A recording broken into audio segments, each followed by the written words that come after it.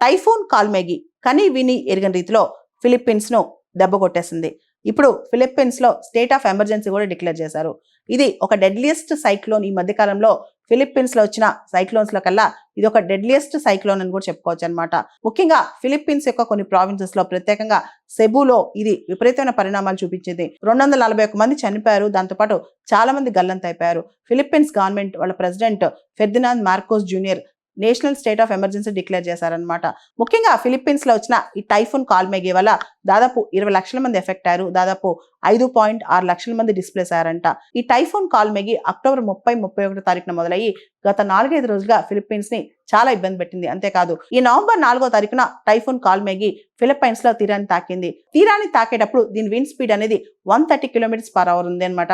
కొన్ని ప్లేసెస్ లో 180 km/h లో కూడా గాలులు వీచాయంట. ముఖ్యంగా భారీ వర్షాలు, హెవీ రైన్స్ కావచ్చు, ఈదురు గాలులు కావచ్చు, దానివల్ల అక్కడ ఇళ్లు కూలిపోయాయంట. పవర్ షార్టేజ్ వచ్చేసింది. విపరీతంగా ఫిలిప్పైన్స్ ఇప్పుడు దెబ్బతిందంట.